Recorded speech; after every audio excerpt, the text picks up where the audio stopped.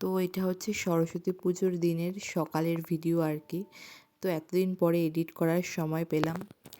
তো সরস্বতী পুজো মানেই আমাদের বাঙালি ছেলে মেয়েদের কাছে অনেক ইমোশনের একটা জায়গা। আর সরস্বতী পুজো মানেই তো সেই ছোটোবেলার কথা মনে পড়ে যায়। ছোটোবেলায় সকাল সকাল স্নান করে, বিশেষ করে হলুদ মেখে স্নান করে তাড়াতাড়ি অঞ্জলি দিয়ে শাড়ি পরে বান্ধবীদের সঙ্গে ঘুরতে যাওয়া, স্কুলে স্কুলে গিয়ে ঠাকুর দেখা, সে এক দারুণ মজার ব্যাপার। অনেক বেশি অপেক্ষা করে থাকতাম দিনটার জন্য। কিন্তু এখন তো অনেকটা বড় হয়ে গেছি, এখন তো আর ছোট্ট ছেলে মেয়েটিও নেই, এখন মা হয়ে গেছি। তো এখন আরও অনেক দায়িত্ব।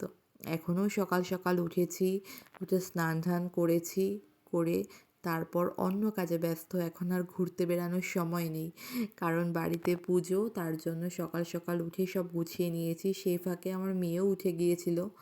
উঠে যাওয়ার পর মেয়েকে খাওয়ানো, রেডি করানো, তো এইসব করতে করতে যে কখন সময় কেটে যায় বোঝাই যায় না। তো ঠাকুরমশাইয়ের আসতেও অনেকটা দেরি হয়ে গেছিলো, তো সেই ফাঁকে আমরা সব গুছিয়ে নিয়েছিলাম। তো মোটামুটি সবাই চলেও এসেছিলো। আর আমাদের বাড়িতে সরস্বতী পুজোয় অনেকেই আসে। তো মানে আগে আমার হাজবেন্ড পড়াতো, সেই স্টুডেন্টরা আসে, আমার কিছু স্টুডেন্ট ওরা আসে, আরও বাড়ির আশেপাশে টুকটাক বাচ্চা কাচ্চারা সবাই আমাদের বাড়িতে এসে অঞ্জলিটা দেয়। তো দারুণ মজা লাগে আর কি। তো এখানে সেই অঞ্জলি দিচ্ছিলো, পুজো হচ্ছিলো। আর এবার তো আরও খুশির ব্যাপার, আগের বার হচ্ছে আমার মেয়ে অনেকটা ছোট ছিল, কিছুই বুঝতো না, তখন 2.5 মাস বয়স ছিল। কিন্তু এবার কিন্তু আমার মেয়ে বেশ ভালো মজা করেছে।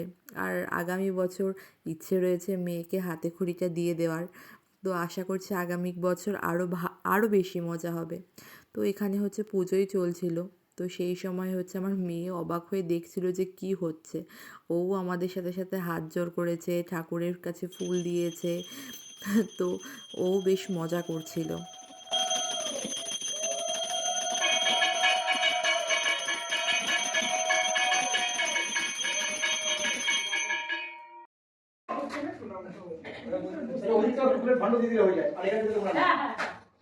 তুমি অঞ্জলি দেবে না?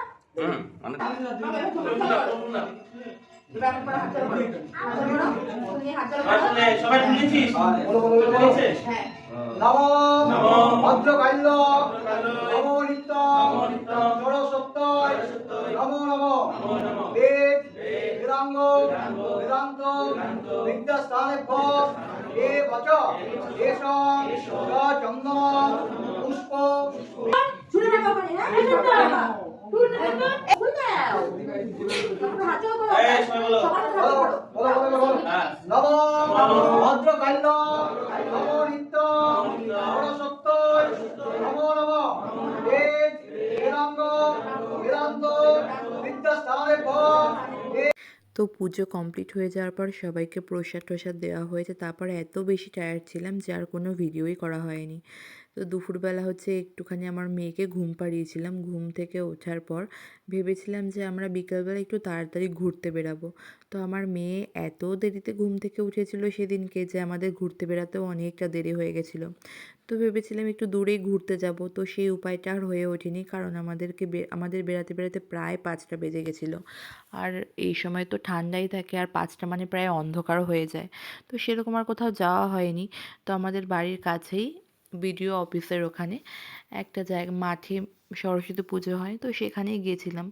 এখানে বেশ ঠাকুরটা সুন্দর করে।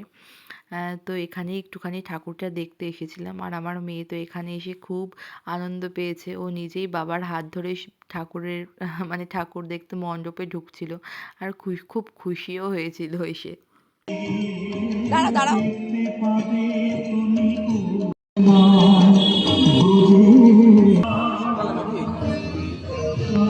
ঠাকুর কি? ঠাকুরকে নম করো, নম করো, নম করো ঠাকুরকে। ও মাম্মাম, নম করো ঠাকুরকে। ওই যে বাবা নম করছে, তুমি নম করো। ওই ঠাকুর কই মা? তো তারপরে আমরা সেখান থেকে বেরিয়ে চলে এসেছিলাম আমাদের কুপার্স ক্যাম্পের একটা ক্যাফেতে। তো এখানে প্রচুর ক্যাফে রয়েছে, তো সেরকমভাবে কখনো আসা হয় না। আর এই ক্যাফেটায় না প্রথম এসেছিলাম। তো এসে চারপাশের ভিউটা সত্যি খুব সুন্দর লাগছিল, বেশ ভালো করে ডেকোরেশনও ছিল। তো 3জন মিলে কিছুটা সময় কাটানো যাবে, সত্যি খুব ভালো লাগছিল।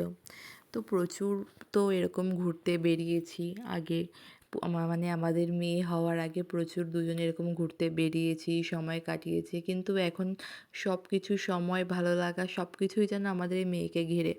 তবুও সব জায়গায় জানি মেয়েকে নিয়ে যাওয়া সম্ভব হয় না। কারণ সত্যি কথা বলতে কি, মেয়েকে নিয়ে গিয়ে সব জায়গায় সামলাতে পারবো কি না, মানে আমার নিজের ওপর কোনো কনফিডেন্স নেই। যদি ঠিকমতো মেয়েকে সামলাতে না পারি, তো সেই কনফিডেন্সের অভাবে মেয়েকে সেরকম কোথাও নিয়ে যাওয়া হয় না, নিয়ে যেতে পারি না। তো এটা যেহেতু বাড়ির কাছেই, তাই জন্য একটুখানি মেয়েকে নিয়ে বেরিয়েছিলাম। আর আজকে ৩ জন মিলে সত্যি খুব সুন্দর সময় কাটিয়েছি। আর এখানে এসে না আমরা একটু কফি অর্ডার করেছিলাম আর একটু চিকেন চাও অর্ডার করেছিলাম। তো সেটাই ছোট্টখাট্ট একটু স্ন্যাক্স করে আমরা দেন বাড়িতে ফিরেছি। তো এই ছিল আমার আজকের একটা ছোট্ট ভ্লগ। তোমাদের এই ভ্লগ বা ভিডিও যাই বলো না কেন, ভিডিওটা কেমন লাগলো অবশ্যই জানিও। আর যদি ভিডিওটা ভালো লাগে তাহলে অবশ্যই একটা কমেন্ট করে জানিও। আর আমি চেষ্টা করবো একটু সুন্দর সুন্দর করে ভিডিও তোমাদেরকে দেওয়ার, যাতে তোমাদেরও ভালো লাগে। আর আমার এই লাইফস্টাইলটা তোমাদের সাথে একটু একটু করে শেয়ার করে নেওয়ার। তো টাটা, সবাই খুব ভালো থেকো।